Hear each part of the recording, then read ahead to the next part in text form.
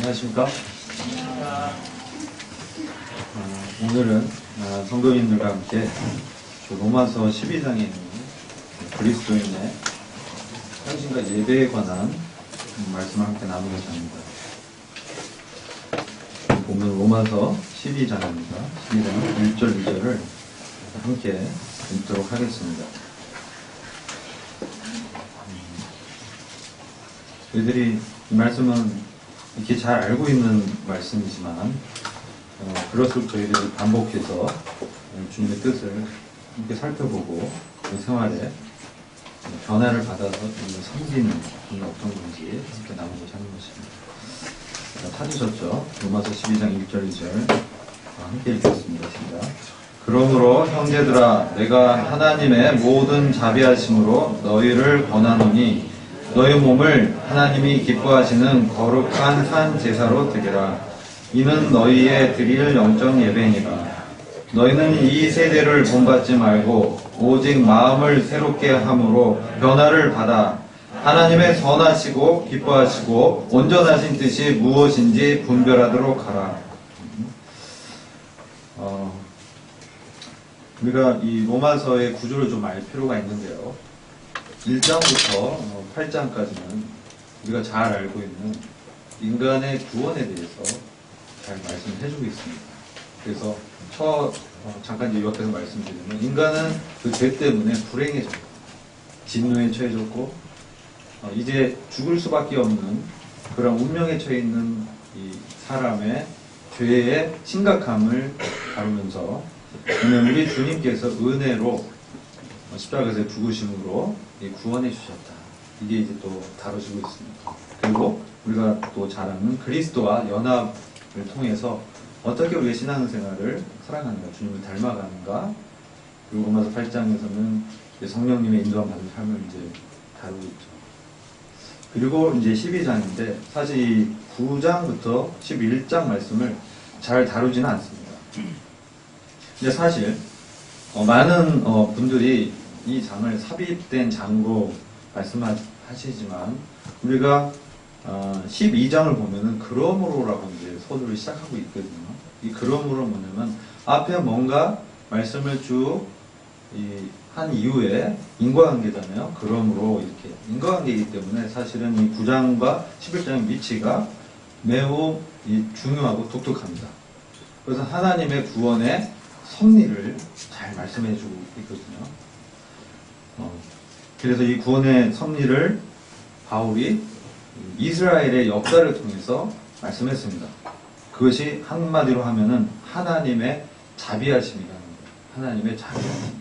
이게 9장부터 11장에 이스라엘의 그 역사적인 배경 우리가 잘 알고 있잖아요. 이스라엘이 하나님의 선택받은 선민이었지만은 그들이 처음에는 주님을 잘 섬기는 듯 했지만 반복해서 그들은 우상을 섬기고 세상 것을 취하고 하나님도 섬기고 우상도 섬기고 이러한 이 혼합된 이 세속화된 종교화된 이런 세속화의 길을 걸어가게 됐습니다. 심지어는 그 리더들도 제사장들도 타락하게 되면서 이스라엘은 그럼 어떻게 됩니까? 바벨론에게 유다가 이제 멸망하게 되는 거죠. 그리고 흩어지고. 그리고 이 당시 예수님 당시는 어떤 당시입니까? 로마가 이스라엘을 지배하는 그런 당시였잖아요. 로마서가 이제 기록되는 그 다음 AD 60년 경에는 그랬거든요. 그래서 주님이 죽으신 다음에 교회가 세워지고 핍박 가운데 있었지만은 이 로마에 있는 그 이방인들 중심으로 되어 있는 성도들에게 이스라엘에게 대한 이 구원의 경륜을 바울이 설명해 줄 필요가 있다는 거죠. 사람들이 봤을 때는 이스라엘이 정말 타락했고 예수님을 어떻게 했습니까? 십자가에 못 박아 죽이는데 협력했잖아요. 그것도 우리가 잘 알고 있습니다. 그럼에도 불구하고 하나님은 그들을 사랑하셨다는 거죠. 그래서 여기 보면은 자비하심에 대해서 말씀하고 있습니다. 여러분 자비가 어떤 뜻입니까? 자비. 우리가 자비 뭐 긍휼 뭐 이렇게도 표현하잖아요. 영어로는 뭐 죄송합니다. 영어로 좀 써서 MERCY에서 멀시라고 합니다. 멀시. 근데 이게 복수 용어이죠. 모든 자비하시는 거. 하나님의 모든 자비하시는 거. 말씀하고 있는 거. 이것은 이제 불쌍히 여기는 마음이죠. 동정하는 마음. 우리는 이것을 기억해야 됩니다. 죄인들을 향하신 주님의 불쌍히 여기는 이 마음이 결국은 주님의 사랑이잖아요. 그 사랑의 근거에서 바울이 호소하고 있는 거예요. 너희를 권하는 거예요. 11장까지는 사실 교리적인 말씀을 많이 하다가 12장부터는 사실 실행 부분을 다루는 장입니다. 12장부터 16장까지 실행 부분을 다루면서 먼저 알아야 될 것이 뭐냐. 그러므로 말씀하시고 바로 하나님의 모든 자비하심이라는 거죠. 이게 이제 저희들이 주목해야 됩니다. 저희는 이 말씀을 보면서 주로 어디에 주목하냐? 네? 너희 몸을 하나님이 기뻐하시는 거룩한 산 제사로 드리라에 주목합니다. 그렇지 않습니까? 저도 네, 그렇게 봤습니다. 이것이 너희의 드릴 영적인 예배다. 다른 번역으로 보면 합당한 성김이다, 마땅한 예배다 이렇게 말씀하고 있어요. 근데 몸을 드릴 것을 말하고 있어요. 몸을 드릴 것. 이것을 살펴봐야 됩니다. 그 전 3장에서는 이스라엘의 실패를 좀 다루고 있거든요. 이스라엘이 왜 실패했는가? 보면 그들은 이 제사에 익숙했던 사람들이에요. 레위기 22장 보면은 제사 드리는 그 제물이 어떠해야 되고 흠이 없어야 되고 완벽해야 되고 네, 병들어서는 안 되고 깨끗해야 되고 뭐 이런 것들 쭉 다루고 있는 거예요. 그렇게 제사를 이렇게 드려왔어요. 이스라엘 백성. 제사 드린 것으로 치면은 엄청난 내공이 있는 민족이잖아요. 제사는 뭡니까? 하나님이 이렇게 제정하신 어떤 예식이었죠. 그걸 통해서 하나님께 나갈 수 있도록. 그런데 그들이 어떤 제사를 드렸어요? 죽은 제사를 드렸어요. 그렇죠? 양을 잡고 죽이잖아요. 염소 죽이잖아요. 죽은 제사를 드렸습니다. 그리고 안수를 합니다. 드리기 전에. 안수는 뭐냐면 이 제물과 드려지는 양과 또는 염소 뭐 소와 내가 동일하다. 이런 의미가 있는 것이죠. 그래서 죽은 이 희생 제물을 이렇게 드리는 그것에 익숙했어요. 근데 주님께서 이사야 말씀 보면은 너무 질렸다. 더 이상 이 수양의 이 피, 더 이상 바치지 마라. 역겹다. 막 이런 말씀 하는 거예요. 왜 그러냐면은 이 제물을 드리는 사람과 이 제물이 일치감이 있는 거거든요. 안수하면서. 근데 그들의 마음이 제물을 드리긴 하지만 하나님과 떨어져 있었다는 거죠. 하나님을 사랑하지 않았다. 그들은 세상을 사랑했던 거죠. 근데 제물을 드리는 거예요. 이건 뭐냐? 죽은 제사라는 거죠. 죽은 제사에 그런 거죠. 근데 여기 본문에서는 살아있는 제사를 드릴 것을 말씀하는 거예요. 살아있는 제사. 근데 이 구약 시대처럼 뭐 우리가 양을 잡아서 드릴 수는 없잖아요. 우리는 이제 신약 성도니까 우리는 무엇을 드려야 되냐? 몸을 드릴 것을 말씀하는 거예요. 이 몸은 단순한 우리가 생각하는 그러한 이 몸을 당연히 말씀하죠. 그런데 이 로마서에 쭉 읽다 보면은 로마서 6장 11절 14절을 잠시 보겠습니다. 거기에서 보면 이 몸이 단순한 몸의 지체를 포함하는 개념이에요. 전 인격적인 헌신을 얘기합니다. 그러니까 이것은 구약시대처럼 뭐 제물과 이 사람의 마음이 따로 분리된 그런 제사가 아니라 드리는 제물을 나를 드린다는 거잖아요. 살아있는 상태에서. 그렇죠? 그러니까 6장 11절부터 14절 보면은 이와 같이 말씀하고 있어요. 이와 같이 너희도 너희 자신을 죄에 대해서 죽은 자요 그리스도 예수 안에서 하나님을 대하여는 산자로 여길지어다. 그리스도와 연합됐다. 이렇게 말씀하면서 너희는 죄로 그러므로 연합됐기 때문에 주님과 동일시되기 때문에 죄로 너희 죽을 몸에 왕노릇하지 못하게 하며 몸의 사욕을 순종치 말고 또한 너희 지체를 불의의 병기로 죄에게 드리지 말고 오직 너희 자신을 죽은 자 가운데서 다시 산 자같이 하나님께 드리며 이렇게 말해요. 죽은 자같이 다시 산 자같이 죽은 자 가운데서 다시 산 자같이 부활한 그리스도와 같은 연합된 마음으로 그런 믿음으로 하나님께 드리라는 거죠. 너희 지체를 의의 병기로 하나님께 드려라. 이렇게 말씀합니다. 그래서 단순히 이 지체를 드리는 것으로 보여지지만 이것은 사실은 그 마음이 주님과 동일시돼서 드리는 거예요. 주님과 동일시돼서 드리는 거죠. 근데 우리는 이 텍스트를 이렇게 쭉 보면 이 자비하심이 앞단에 나옵니다. 하나님의 모든 자비하심 너희를 권한다. 그러니까 바울이 사실 명령을 내릴 수도 있었죠. 사도권이 있었으니까 당시는, 지금은 없지만 당시에는 사도의 권리가 있었어요. 권세가 있고 권능이 있었습니다. 그래서 그들이 이 로마의 그 이방 교회지만 그들에게 그렇게 할 수도 있었지만 그렇지 않았어요. 바울은 이 권리를 내세워서 하지 않고 뭘 하냐면 호소했습니다. 간청하다, 권하다, 권면을 했습니다. 타이르다 뭐 이렇게 얘기하는데 권하다. 왜 그랬냐는 거죠. 왜 바울은 자기 그 권리를 사용하지 않고 호소하고 있는가? 여러 가지 뭐 이유가 있겠죠. 이방 교회 찾아가지도 않고 지금 로마서라는 서신을 보내는데 잘 모르는 사람들인데 명령을 내린다 이거는 부담감도 느껴지겠죠. 근데 그렇다기보다는 바울은 하나님의 자비하심을 경험했어요.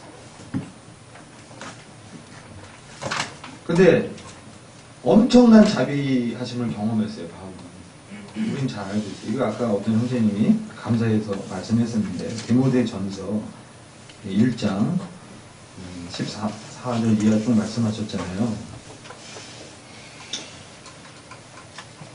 거기 보시면 이 자비가 어떤 것이냐, 이 긍휼로도 표현할 수 있습니다. 근데 이것은 14절부터 16절 말씀 보면 바울이 경험했던 주님의 그 긍휼하심, 자비하심, 불쌍히 여기는 그 마음이 어떤 것이었냐, 그는 여기서 밝히고 있죠. 우리 주의 은혜가 그리스도 예수 안에 있는 믿음과 사랑과 함께 넘치도록 풍성하였도다. 빛보다 모든 사람이 받을 만한 이 말이요. 주님의 은혜가 풍성했다는 거예요. 그러면서 말씀을 하는데 그리스도 예수께서 죄인을 구원하시려고 세상에 임하셨다 하였다. 주님이 오신 것은 의인을 부르러 온 게 아니라는 거죠. 죄인을 구원하기 위해서 오셨습니다. 우리와 같은 죄인을 불쌍히 여기셔서 이 악한 세대에서 구출하시기 위해서 오셨다는 거예요. 갈라디아서 1장 4절에는 주님이 죽으신 것이 이 악한 세대에서 우리를 구원하기 위해서 하셨다 이렇게 말씀하고 있거든요. 그래서 여기 그러면서 바울은 자기를 죄인 중에 내가 괴수라고 디모데에게 말하고 있는 거예요. 디모데는 어떤 사람입니까? 바울의 제자죠. 바울의 믿음의 아들이에요. 근데 그에게 이제 솔직하게 자기의 내심에 있는 것을 말하는데 나는 사실 내가 봤을 때 죄인 중에 나는 괴수야, 우두머리야. 이렇게 이제 말씀하는 거죠. 그러나 내가 지금 이와 같이 이 사도로 일하고 있잖아요. 그 이유는 뭐냐면 긍휼 때문에 그렇다는 거예요. 긍휼, 자비하심 때문에. 내가 긍휼을 입은 까닭은 예수 그리스도가 내게 먼저 오래 참으셨다. 먼저 오래 참으셨다. 그래서 믿어서 영생 얻는 자들에게 본보기를 하기 위해서 나 같은 죄인 중에 괴수도 주님이 불쌍히 여기셔서 오래 참으시고 기다려주시고 구원하셔서 만나주시고 구원하셔서 어떻게 합니까? 그를 이방인의 사도로 쓰신 거죠. 그걸 바울은 경험했거든요. 이 긍휼을 입었기 때문에 바울은 하나님의 이 자비가 어떤지 체험했어요. 그래서 지금 그는 호소하고 있는 거예요. 하나님의 자비하심을 근거로 해서. 근데 이 하나님의 자비는 너무나 다양하고 크고 위대합니다. 우리는 이 하나님의 자비에 대해서 뭐 불교에서도 무슨 자비 뭐 얘기하잖아요. 그거와 이 차원이 다릅니다. 만물을 지은 하나님의 이 자비하심은, 사실 하나님은 인간에게 자비를 사실 창조주신데 자기를 섬기게 하고 로봇들을 만들어 막 복종하게 하고, 예? 불순종을 못하니까 바로 그냥 직결 처형하고 뭐 할 수도 있잖아요. 옛날에 왕들이 그랬잖아요.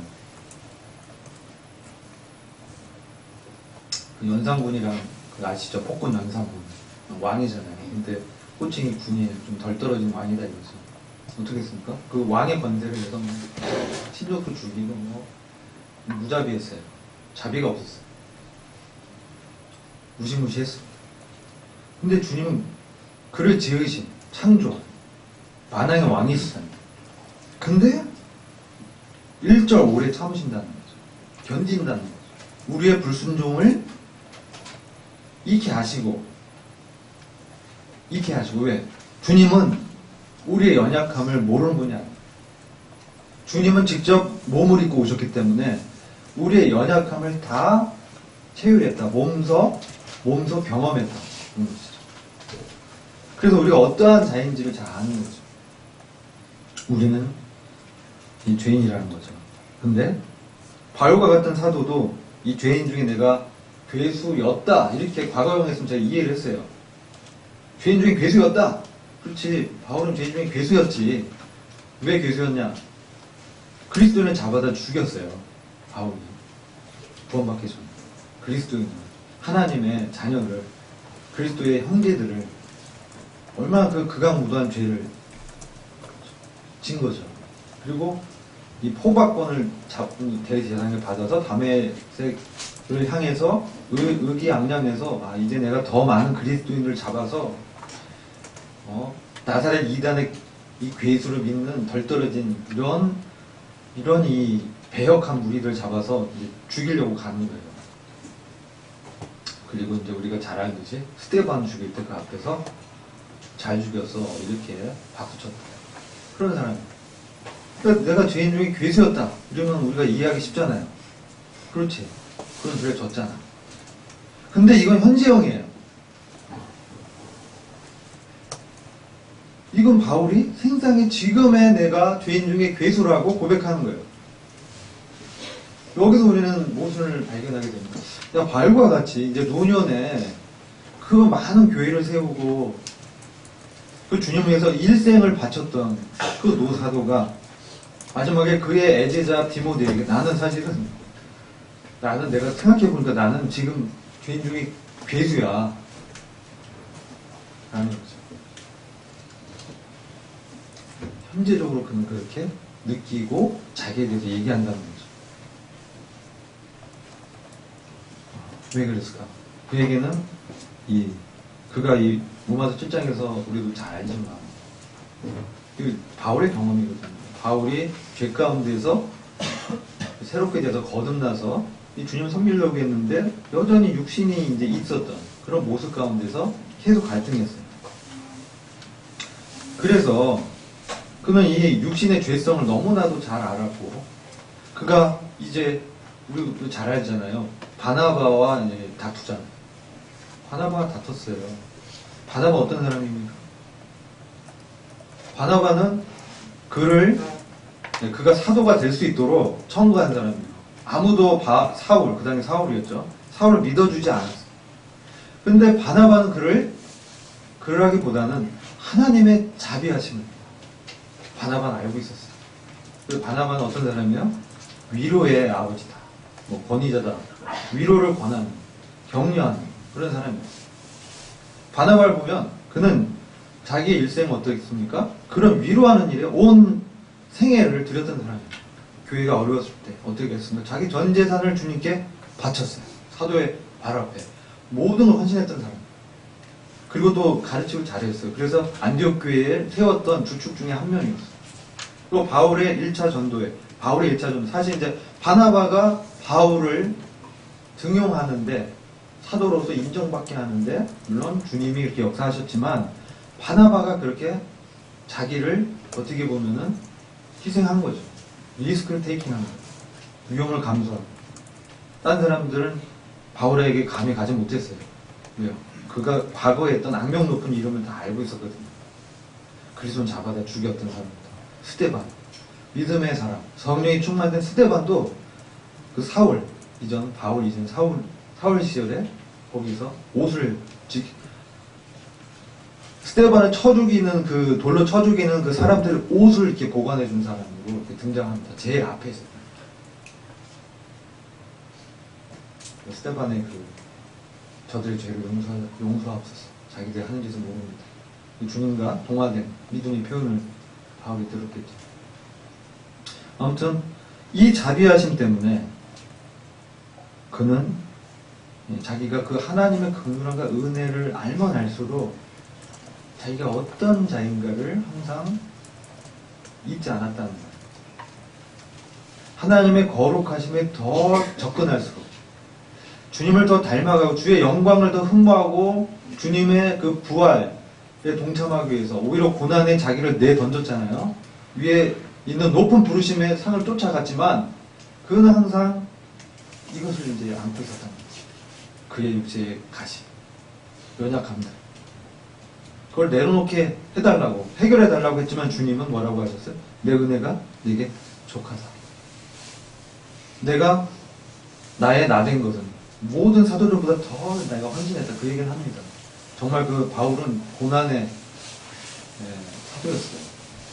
다른 사도들도 다 순교했지만 바울을 보면 정말 그가 받은 고난은 엄청난 거예요. 주님도 그 채찍을 40에 하나 감한 채찍을 맞고 거의 죽음 직전까지 갔는데 그 채찍질을 5번 맞았다. 200대. 200대 맞았어. 그 5개 빼면 195대. 엄청난 거죠. 그러니까 이제 우리가 사도 바울의 영화를 보면 바울이 등을 못 폈어요. 바울은 항상 이제 거기서 이렇게 표현 나와요. 왜? 이거 못 폈어. 하도 맞아서 못 핀 거예요.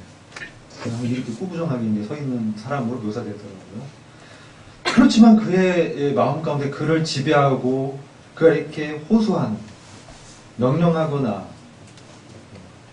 중재하는 사도권을 사용하지 않고 하나님의 그 긍휼하심을 경험했기 때문에 그는 호소하고 있어요. 그리고 이 원어를 보면 텍스트가 좀 다르게 되어 있어요. 원어를 보면 이렇게 나옵니다. 그러므로 형제들아 내가 하나님의 모든 자비하심으로 너희를 권하노니 너희 몸을 하나님 기뻐하신 거룩한 산재로 드리라. 근데 여기서 자비하심이 권한다에 이제 수직하는 거로 되어 있잖아요. 자비하심으로 권한다 이렇게 되어 있는데 원어 보면은 이렇게 되어 있어요. 내가 권하노니 먼저 나옵니다. 내가 권하노니 이제 권면하는 말씀 하겠다는 거예요. 먼저 1절부터 2절은요 하나님에 대한 실행을 얘기하는 거거든요. 이 로마서의 12장의 구조가. 그 다음에 3절부터는 은사를 활용하는 부분, 그리스도의 은사와 교회 안에서. 그 다음 이제 부분은 뭐냐면 이 세상 사람과 어떻게 실행하는가 이것을 이제 말씀하는데 하나님께 대한 실행을 얘기하면서 바울이 서두에 얘기했다는 것은 이 자비를 얘기하는데 이 자비가요 뒤에도 걸리는 말이에요. 권할 때도 그는 자비하심으로 권했어요. 감히가 명령하지 못했고 겸손하게 겸허히 긍휼을 입었기 때문에 이방인의 사도권을 행사할 수 있는 사람이잖아요. 이방인의 사도로 그릇으로 하나님이 이렇게 특별히 부결한 사람인데도 호소를 하면서 그 모든 자비하심으로 호소하면서 원문의 텍스트는 그렇게 안 돼 있고 내가 권하노니 그러므로 이렇게 돼요. 내가 권하노니 그러므로 전장에 나왔던 하나님의 모든 자비하심을 이제 그것을 의지해서 너의 몸을 드려라. 이렇게 이제 텍스트가 되어 있어요. 영어 텍스트 보면 그렇게 안 돼서 이렇게 해석, 영어 원문을 번역해서 이러는데 원래 이제 헬라 원문에는 그렇게 텍스트가 구성되어 있어요. 이게 양쪽에 걸리는 거죠. 그러니까 우리가 권면할 때도 하나님의 긍휼하심으로 권면해야 되고 그리고 우리가 몸을 드리는 것도 어떻습니까? 하나님의 은혜를 힘입어서 드리라는 거예요. 그게 원래 그 텐트데이 배열에 그렇게 돼 있어요. 그래서 이 자비하심은 우리 전 성도가 하나님께 대해 나아갈 때 취해야 할 태도인 거예요. 하나님의 긍휼을 입는 자세. 나는 긍휼이 필요한 자입니다. 나는 죄인 중에 괴수입니다. 현재형이라니까요. 그런 자세로 몸을 드리는 거예요.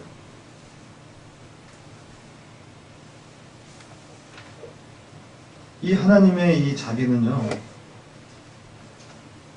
그걸 얘기하면 너무 길어지긴 한데요. 이 11장에 보시면 제가 로마서 쭉 이 자비가 나타낸 부분들을 쭉 살펴봤는데, 이 하나님의 자비하심으로 우리가 몸을 드려야 되잖아요. 그러니까 어떻게 해야 돼요? 여기 2절 보면 너희가 이 세대를 본받지 말고 오직 마음을 새롭게 함으로 변화를 받으라고 하고 있잖아요. 어떻게 마음을 새롭게 해서 변화를 받습니까? 마인드 컨트롤 되나요? 네? 긍정의 사고방식, 마인드 컨트롤. 나는 새롭게 돼. 안 되죠. 안 돼요. 최면거든요.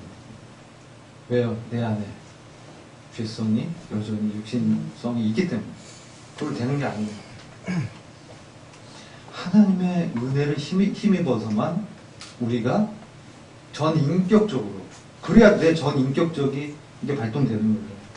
내가 어떠한 자인지를 먼저 알아야 되고, 나는 죄인 중에 괴수와 같은 존재구나. 바울도 그렇게 고백했죠. 나는 하나님의 긍휼이 필요한 자구나. 그러한 마음 태도에서 항상 주님의 은혜에서 마음을 새롭게 하는 거예요. 이 마음이, 내 생각이요, 하나님의 성령의 일에 두지 않으면 육신을 쫓게 되어 있습니다. 세상을 쫓게 되어 있습니다. 이것도 다 현재형이에요. 마음을 새롭게 한다는 것도 옛날에 내가 구원 받았을 때 리제너레이트, 중생했다, 여기 끝나는 게 아니고요. 항상 현재형으로 되어 있어요. 왜 그렇습니까? 이 시대가 항상 변하기 때문에 그래요. 이 시대는 항상 그 시대의 달콤한 어떤 메시지를 사람들에게 던지고 있어요. 이 옛날에도 그랬고 지금도 그렇고요. 이 세상에 가면 눈이 막 뒤집힙니다. 나가다 보면 마음을 확 뺏겨버려요. 너무 아름답게 보이고 그럴듯해 보이고 뭔가 의로워 보여요. 이게 문제예요. 뭔가 의롭게 보이고 정의롭게 보이고 거룩해 보이는 것들이 있어요. 그게 뭐냐? 유대교가 그러했어요. 유대교가 그러했어요. 뭔가 거룩해 보였어요. 뭔가 거룩한 뭔가를 드리는 것처럼 보였어요. 근데 그것은 마음을 새롭게 할 수가 없었어요. 변화를 받을 수가 없었어요. 마음을 새롭게 되어야 어떻게 됩니까? 우리의 생각이, 이게 되게 중요합니다. 우리의 마음이 변화를 받아야 어떻게 됩니까? 네? 의지가 바뀝니다. 그래서 중요한 거예요. 마인드 컨트롤을 막 해도 안 되는 거예요. 하나님의 성령님으로만 되는 거예요. 하나님의 성령님과 계시된 말씀으로만 내 마음이 변화를 받는데, 특별히 뭘 얘기하냐? 긍휼을 얘기합니다. 하나님의 은혜에 힘입어서 내가 변화를 받는 거예요. 내가 새롭게 된 거예요. 그렇죠. 우리가 새롭게 된 것도 은혜잖아요. 이게 새롭게 되어 어떻게 됩니까? 내 의지가 들여지는 게 새롭게 되었기 때문에 그 은혜를 봤을 때 어떻게 됩니까? 그 은혜 앞에 내가 죄인 중에 개수잖아요. 어떻게 돼? 납작 엎드리는 거지. 하나님 앞에 고개를 들 수가 없습니다. 바울이 그랬어요. 어떻게 하나님 앞에 고개를 들 수가 있어요?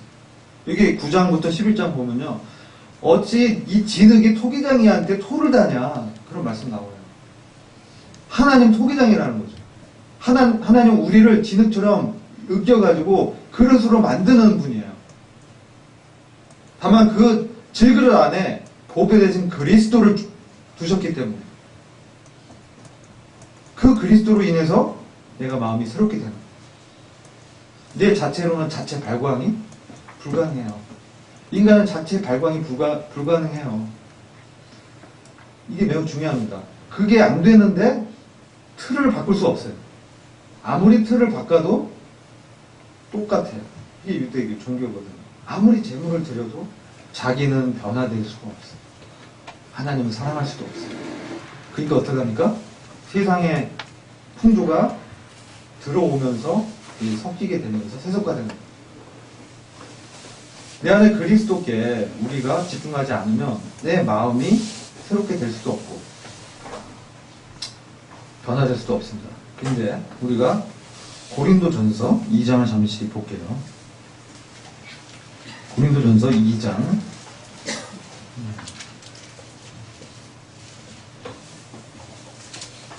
13절.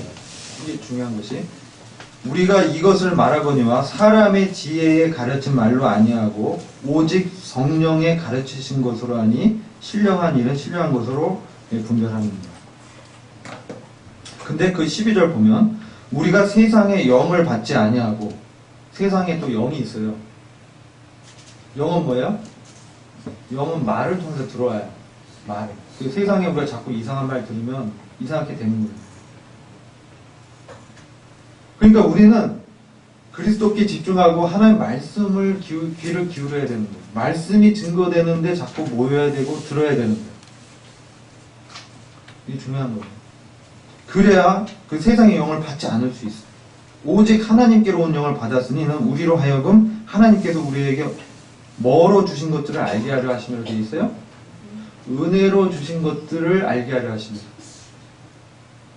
우리가 이것을 말하거니와 사람의 지혜 가르친 말로 아니하고 오직 성령의 가르치신 것으로 하니 신령한 일은 영적인 것은 영적으로 분별한다. 이 말씀은 은혜는 이해할 수 없었던 세상의 눈으로는 이해할 수 없는 거예요. 어떻게 아무것도 안 했는데 의롭게 되냐는 거죠. 유대인들이 부딪히는 게 뭐였습니까? 어떻게 아무것도 안 한 의회가 의롭게 되고 오히려 의의 법을 쫓아갔던 유대인들은 어떻게 됐습니까? 거치는 돌에 부딪혀서 어떻게 해서 실패했어요. 우리가 이 성경을 보면 유대인들 따라갈 수가 없어요. 어렸을 때부터 모세오경을 다 외운다니까. 진짜 유대인들. 지금은 뭐 그런 유대인들이 진짜가 아니라 섞여 있지만. 그런 사람 어떻게 따라가요? 여러분 막 창세부터 민수기, 신명기, 레위기, 출애굽기 다 외워요? 안 되잖아요. 시편 외워요? 뭐 그런 사람, 유대는 그런 사람들이니까. 그런 사람이 아주 많아요. 어떻게 당해요? 하나님에 대한 특징을 못 당한다니까요. 이거는 근데 뭐냐면 그게 자기의 어떤 의지대로 하려고 했던 거예요. 자기 의지대로 자기를 이렇게 드러내고 자기 애씀으로 하나님의 거룩한 율법을 지키려고 하다가 거치는 돌이신 예수 그리스도의 완전함에 막힌 거죠. 예수님 그걸 부인했거든요. 독사의 자식들아. 예수님 판단이었어요. 바리새인들. 독사의 자식들아. 독사가, 여러분 독사가 어디서 나왔어요? 뱀이죠. 뱀. 뱀이잖아요. 독사. 독 있는 뱀. 옛뱀. 마귀. 그러니까 요한복음 8장 보면 너희는 마귀의 자식들이다 이렇게 얘기하잖아요. 주님이 바리새인들한테 그렇게 얘기해요. 왜요? 자기들만 속용될 뿐만 아니라 많은 사람을 속용되게 하는 거예요. 이게 종교의 특징입니다. 이게 교회에 들어온 세속화예요. 그래서 우리는 이 시대를 본받지 말고 이 얘기는 어떤 얘기냐면요. 이 시대에 틀이 있습니다. 틀 안에 이 시대의 풍조라는 틀이 있어요. 그 트렌드에 나를 꾸겨서 넣는 거야. 이 동화된다는 뜻이 그런 뜻이에요. 그리스도인은 그렇지 않아요. 그리스도인은 성령님으로 인해서 자유롭게 내 안에 계신 주님과 동행하면서 마음이 새롭게 된 사람입니다. 이 변화는 뭐냐면 내적인 변화가 외적으로 나오는 변화. 내 마음이 완전히 바뀌어서 완전히 바뀐 거예요. 완전히 새롭게 된 거예요. 이 변태라고 하죠. 말이 좀 이상한데. 뭐 트랜스포메이션 그렇게 얘기하는데요. 트랜스포 피규레이션 포메이션 이게 변화된 상황에서 주님이 갑자기 육신의 몸을 입었다가 영광 중에 그 하나님으로 변모했잖아요. 그 변화예요. 똑같은 단어가 쓰였어요. 애벌레 곤충, 정말 그 더러운 그 유충이 화려한 나비로 이렇게 탈바꿈 하는 거. 이게 변태라고 하거든요. 그때 이 말이 쓰이는 거예요. 우리가 그런 존재라는 거죠. 그리스도의 영광 가운데 들어가 있는 놀라운 존재라는 것을 말씀하는데, 그것이 은혜로 되어졌다라는 것을 말씀하는 거예요.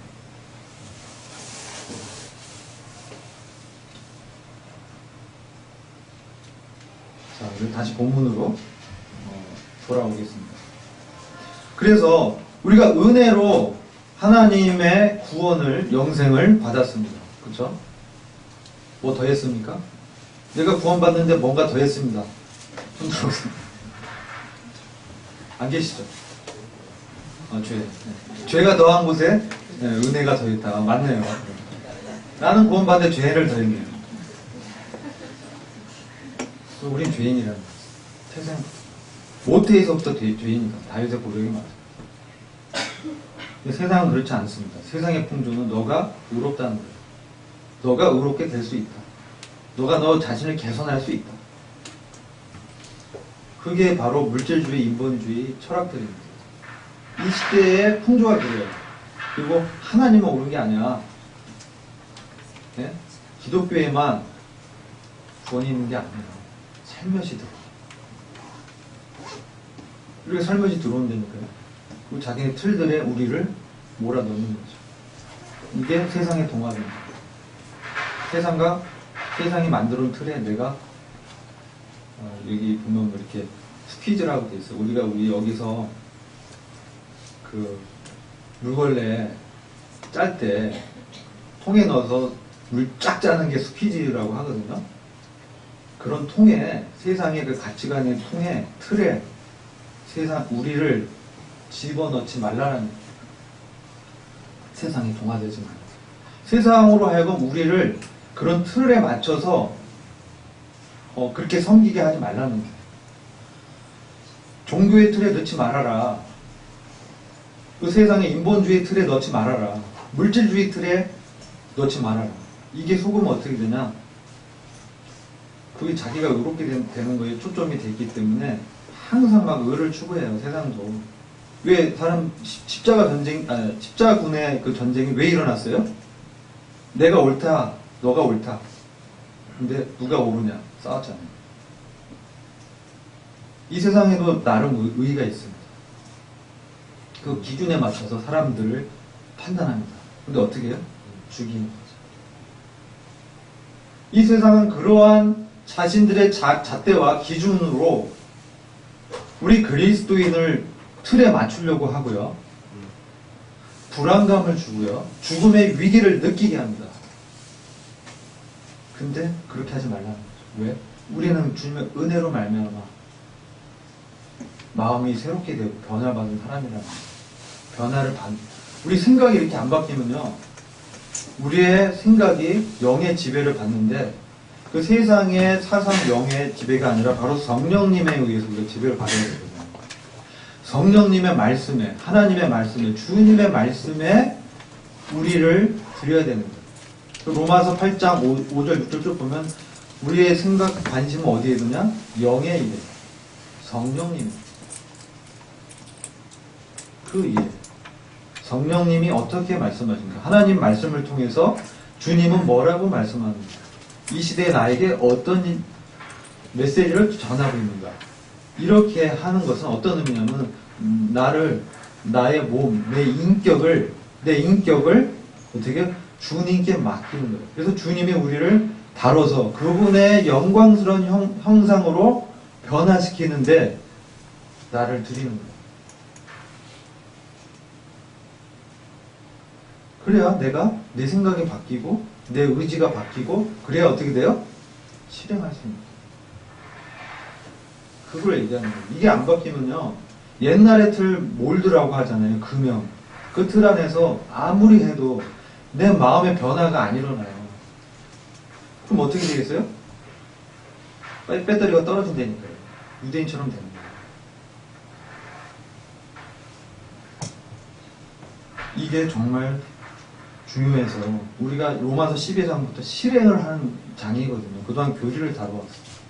실행할 때 하나님께 대해서 그럼 어떤 태도로 나가야 되느냐 할 때 이 말씀하는 거예요. 먼저 하나님의 그 긍휼함 앞에 너희가 어떤 존재라는 것을 인식하라. 나도 너에게 그렇게 호소하고 있다. 나도 사도인데 내가 어떤 사도냐. 이방인의 사도요. 사실은 누구보다도 다른 모든 사도들보다도 더 사도 바울이 헌신해요. 그리고 권하면서 너희 몸을 나의 인격을 이제 드리는 거죠. 이 몸은 단순히 나의 지체, 내 의사와 상반되는 그냥 예식에 참여하라는 그런 게 아닙니다. 이것은 내 전인격적으로 내 몸을 하나님께 굴복시키는 거예요. 헌신을 얘기합니다. 헌신. 내 마음으로 굴복되어서 그래야 어떻게 돼요? 하나님의 기뻐하신 뜻이 기뻐하시는 나중에 보면 그 뜻이 먼저 분별하고 나오죠. 기뻐하시는 그리고 어때요? 세 가지 제사를 이 희생 헌물을 꾸미는 말이 기뻐하시는 거, 거룩한 거, 살아있는 거.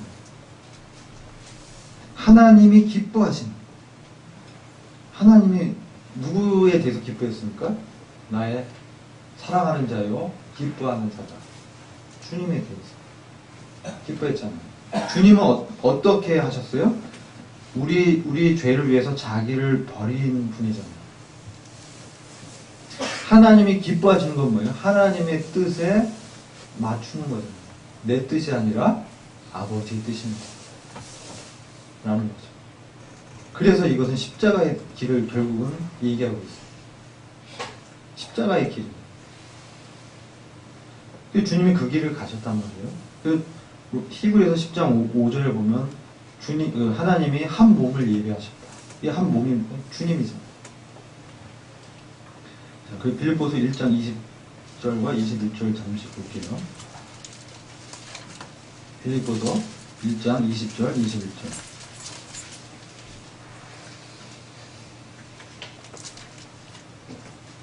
자, 여기 보시면 나의 간절한 기대와 소망을 따라 아무 일에든지 부끄럽지 아니하고 오직 전과 같이 이제도 온전히 담대하여 살든지 죽든지 내 몸에서 그리스도가 존귀되게 하려 하나니 이는 내게 사는 것이 그리스도니 죽는 것도 유익합니다. 이게 바울의 자기 부인이거든요. 살든지 죽든지 내 몸에서 그리스도가 존귀케 된다. 주님의 뜻이 이루어진다는 거죠. 주님의 뜻이 내가 이제 주님의 뜻을 실행하는 거죠.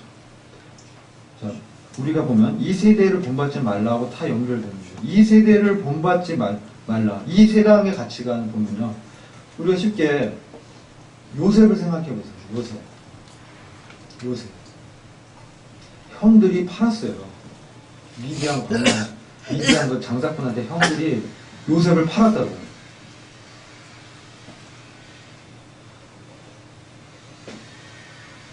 그럼 형들이 나쁜 사람들이잖아요.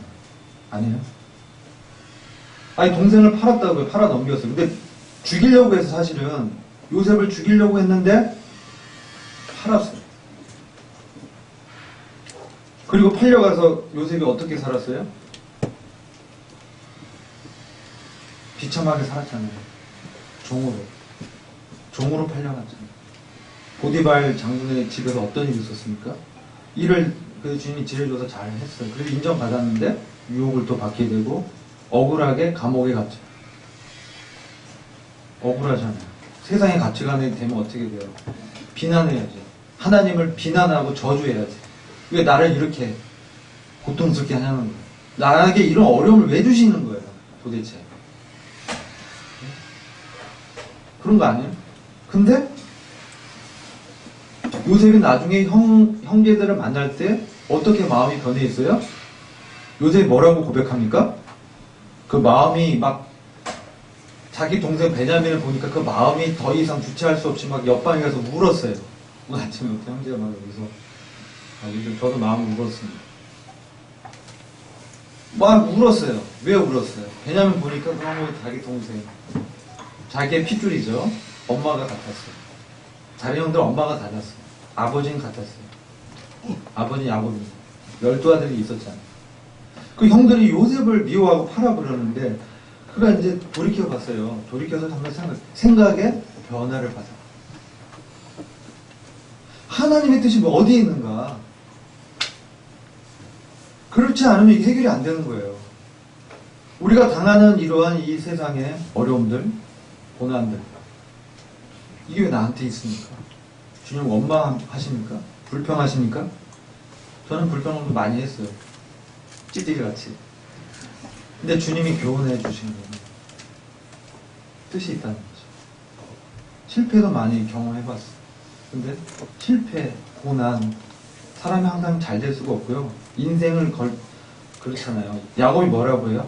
아, 내가 험악한 참 인생의 길을 걸어왔습니다. 그 바로 앞에서 그렇게 얘기하잖아요. 그 인생 돌이키가 그랬거든요. 형을 속이고 자기가 장자권 받으면 마치 그냥 막 다 되느냐, 세상의 축복을 다 받을 줄 알았어요. 그래서 갔는데 어떻게 되겠어요? 자기보다 더 높은 고수한테 예? 삼촌한테 걸려가지고 어떻게 되겠어요? 엄청 고생하잖아요. 요셉도 마찬가지예요. 돌이켜보니까 하나님께서 어떻게 해요? 이 이스라엘 민족과 세상을 구원하시기 위해서 나를 먼저 보내셨다는 거예요. 이게 변화를 받은 사람의 생각의 변화예요. 이해할 수 없습니다. 우리는 이 변화를 이해할 수가 없어요. 성령님이 이것을 우리를 깨우쳐 주셔요.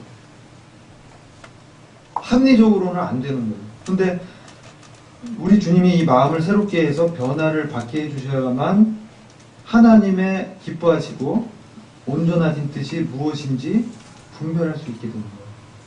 그렇게 됐을 때 우리가 하나님 뜻에 합한 살아있는 제물로 나를 헌신하게 되는 거예요. 이게 너희의 드릴 예배라고 말씀하고 있어요. 여기 뭐 영적 예배다 이렇게 되어 있는데 마땅한 성김이다. 이 예배를 어떻게 드립니까? 하나님이 기뻐하시고 거룩한 산제사, 살아있는 제사예요. 왜? 부활을 경험했거든요. 재물은 죽어있지만 우리는 살아있잖아요. 우리는 그리스도 안에서 살아난 사람으로 자신을 이제 드리는 거죠. 이게 너희의 드릴 합당한 성김이다. 그래야 우리를 쳐서 주님의 말씀의 뜻에 따라 복종시킬 수가 있게 됩니다. 근데 제가 이제 시간이 없어서 시간이 거의 다 돼서 갈라디아서 1장 4절 말씀 읽어드릴게요. 그리스도께서 하나님 곧 우리 아버지의 뜻을 따라 이 악한 세대에서 우리를 건지시려고 우리 죄를 위하여 자기 몸을 들으셨습니다. 그죠? 이 말씀이고 에베소서 5장 2절에는 그리스도께서 너희를 사랑하신 것 같이 너희도 사랑 가운데 행하라. 그는 우리를 위하여 자신을 버리사 향기로운 제물과 생축으로 하나님께 드리셨느니라. 이 예배는 하나님께 드리는 거예요. 사람한테 보이려고 하는 게 아니라는 거예요.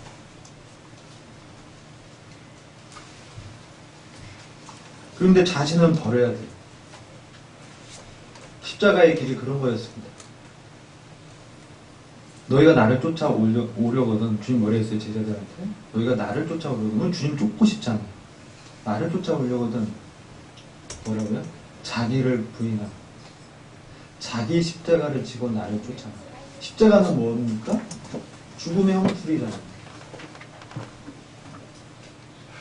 항상 나의 육신의 뜻을 하나님의 말씀에 비추어서 복종시키는 거죠. 근데 뭐를 힘입어서? 하나님의 긍휼을 힘입어서.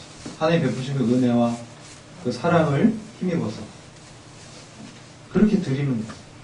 그랬을 때만 하나님이 어떻게 해요? 기뻐하시고 또 거룩하다. 하나님의 목적에 특별히 이렇게 성별됐다는 뜻이잖아요. 거룩하다. 우리는 죄를 짓는 것을 심상히 여깁니다. 이건 되게 중요한 일이에요. 우리는 방자하게 은혜를 빗대서 죄를 막 저지릅니다. 그러면 안 됩니다. 멈춰야 돼요. 하나님 앞에 죄를 짓는 거예요. 돌이켜야 돼요. 이게 매우 중요해요. 여러분들이 그거를 심상히 여기면 여러분이 거룩한 산제사로 이 드리는데 실패한 것이죠. 사소한 죄도 주님께 내놓고 고백하십시오. 매일 날마다 나를 주님의 말씀에 비추어서 죄를 고백하십시오. 토설하십시오. 회개하고 돌이키십시오. 은혜니까 괜찮아. 안 돼요. 하나님 앞에는 거룩한 산제사로 드려요. 어쩔 수 없어요. 그걸 토설하는 거예요. 주님 어쩔 수 없었습니다.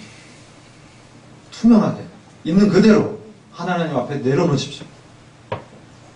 그래야 우리가 산 제사로, 살아있는 제사로 드릴 수 있는 거예요. 시간이 다 돼서 기도하고 여기까지 전하고 다음 시간에 이어서 전하도록 하겠습니다.